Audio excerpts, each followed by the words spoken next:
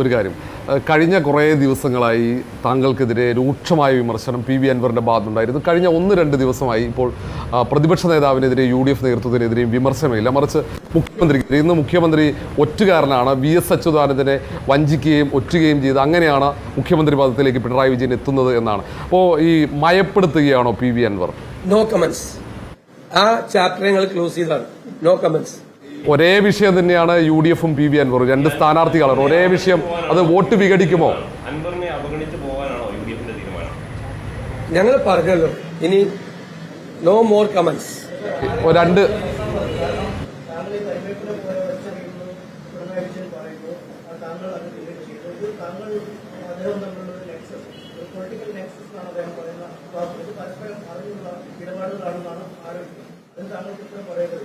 ഉത്തരം പറയേണ്ട ഒരു ആവശ്യമില്ല.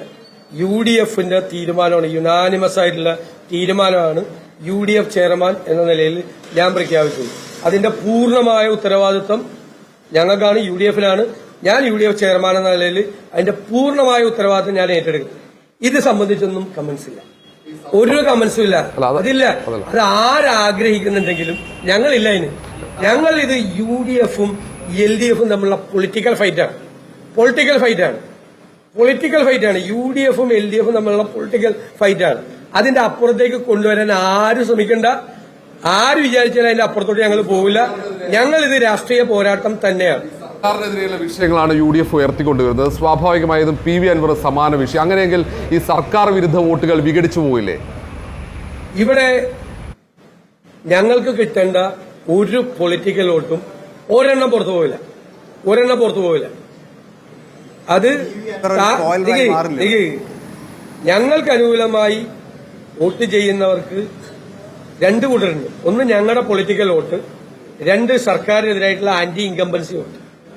അല്ലെ, ആന്റി ഇൻകംബൻസി വോട്ട് ഈ സർക്കാരിനെ താഴെ ഇറക്കണം എന്ന് ആഗ്രഹിക്കുന്ന വോട്ടാ. അത് ഞങ്ങൾക്കല്ലാതെ വേറെ വല്ലവർക്കും ആരെങ്കിലും രാഷ്ട്രീയ ബോധ്യത്തോടുകൂടിയല്ലേ ആന്റി ഇൻകംബൻസി എന്ന സർക്കാരിനോടുള്ള പ്രതിഷേധം, ദേഷ്യം, അല്ലെ, അത് വേറെ ആർക്കെങ്കിലും കൊണ്ടേ ചെയ്യാൻ പറ്റുമോ? അത് ചെയ്യേണ്ടത് UDF-നല്ലേ.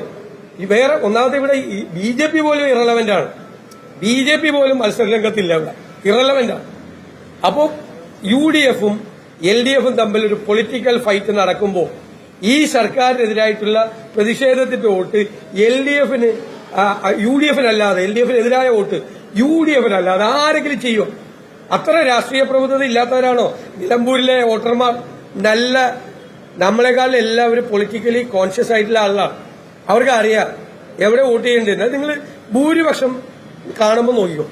അപ്പൊ അതുകൊണ്ടായിരിക്കും പി വി അൻവർ കൂടുതൽ സർക്കാരിനെ വിമർശിച്ചുകൊണ്ടേയിരിക്കുന്നത്. ഇപ്പൊ ഇനി തെരഞ്ഞെടുപ്പ് നാമനിർദ്ദേശ പത്രിക കൊടുത്ത ശേഷം സർക്കാരിനെ ഒരുപാട് ആളുകൾ വിമർശിക്കുന്നില്ലേ? UDF-ൽ ഇല്ലാത്ത ആളുകൾ വിമർശിക്കുന്നില്ലേ? UDF-ന്റെ പുറത്ത് നിൽക്കുന്ന ആളുകൾ വിമർശിക്കുന്നില്ലേ? LDF-ന്റെ അകത്ത് നിൽക്കുന്ന ആളുകൾ വിമർശിച്ചില്ലേ? ഇപ്പൊ ഞാൻ ആശാ സമരത്തെ കുറിച്ച് പറഞ്ഞു. സംഗീത അക്കാദമി ചെയർമാനിലെ, സാഹിത്യ അക്കാദമി ചെയർമാനിലെ സച്ചിദാനന്ദ സാറ് ഒരു ഇടത് സഹയാത്രികനായി അറിയപ്പെട്ടിരുന്ന ആളല്ലേ.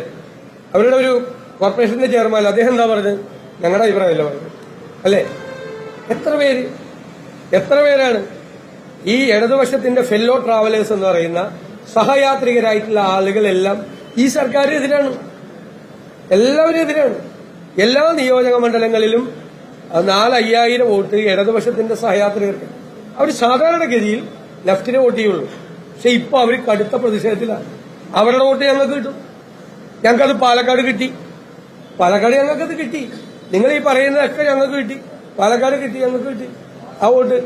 പ്രവർത്തകർ 115 ദിവസമാകുകയാണ് സെക്രട്ടേറിയറ്റ് പഠിക്കൽ സമരം. മഴയും വെയിലും കൊണ്ടുള്ള സമരമാണ്.